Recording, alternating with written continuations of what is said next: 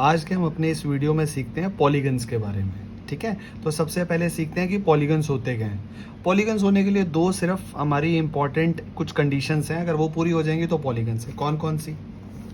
सबसे पहली है कि वो एक क्लोज्ड कर्व होना चाहिए, क्लोज्ड फिगर होनी चाहिए। और दूसरी, सिर्फ लाइन सेगमेंट्स की बनी होनी चाहिए।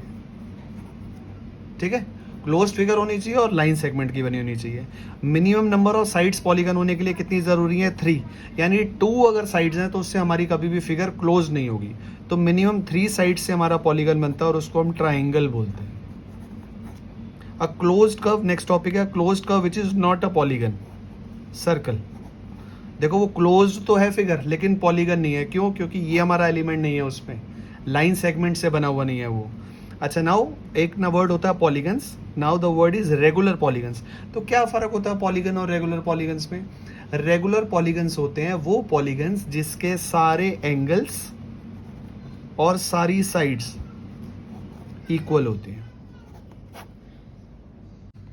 अब पॉलीगन से रिलेटेड नेक्स्ट टॉपिक है कि किसी भी पॉलीगन के इंटीरियर एंगल्स का सम कितना होता है। तो इंटीरियर एंगल्स के सम फाइंड आउट करने का एक सिंपल फॉर्मूला है n-2 इंटू 180। यहाँ पे n का मतलब है नंबर ऑफ साइड्स। जितनी भी नंबर ऑफ साइड्स हैं उसमें से 2 माइनस करो और 180 से मल्टीप्लाई कर दो। फॉर एग्जाम्पल एक एग्जाम्पल ले लेते हैं हेक्सागन। तो हेक्सागन के सारे इंटीरियर एंगल्स का सम कितना होगा? हेक्सागन में नंबर ऑफ साइड्स होती है 6, तो n will be replaced by 6. 6 minus 2 into 180 is equals to 4 into 180. Answer आएगा 720। तो किसी भी हेक्सागन के इंटीरियर एंगल्स का जो सम होगा दैट विल बी 720 डिग्री। ठीक है, नेक्स्ट टॉपिक इज किसी भी पॉलीगन में नंबर ऑफ डायगोनल्स कैसे निकलते हैं, कैसे पता लगेगा उसमें कितने डायगोनल्स हैं। तो उसका एक भी फॉर्मूला होता है n ब्रैकेट n माइनस 3/2।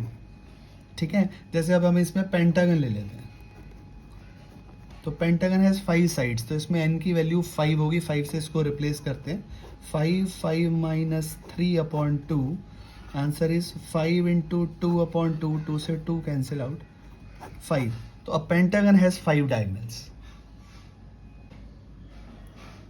देखो अभी हमने पढ़ा कि किसी भी पॉलीगन के इंटीरियर एंगल्स का सम कितना होता है, तो उसमें हम नंबर ऑफ साइड डाल के फॉर्मूला डालकर निकाल लेते हैं।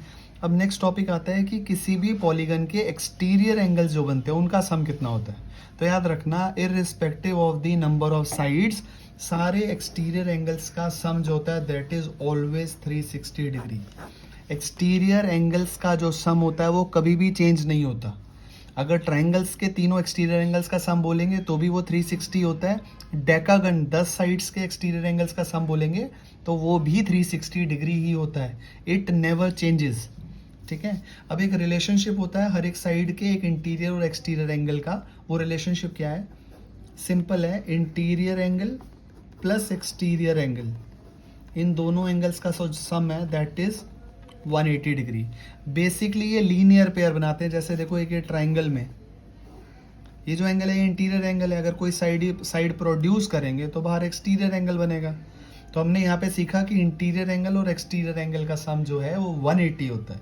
अगर ध्यान से देखें तो ये लीनियर पेयर ही बना रहे हैं, राइट। अभी इसका एक टॉपिक है, कभी भी आपको अगर एक्सटीरियर एंगल गिवन हो और आपको फाइंड आउट करना हो कि नंबर ऑफ साइड्स उस पॉलीगन में कितनी है, तो सिंपल सी ट्रिक है।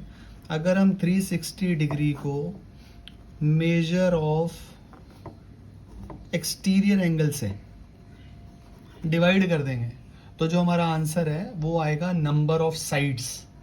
ठीक है, इसी का अगर उल्टा लेते हैं, अगर आपको फाइंड आउट करना हो कि साइड्स दी हो किसी भी रेगुलर पॉलीगन की और आपको फाइंड आउट करना हो कि उसका एक्सटीरियर एंगल कितने डिग्री का होगा, तो इसी का 360 डिग्री को नंबर ऑफ साइड्स से डिवाइड कर देंगे तो आंसर आ जाएगा कि उसका एक्सटीरियर एंगल कितने डिग्री का।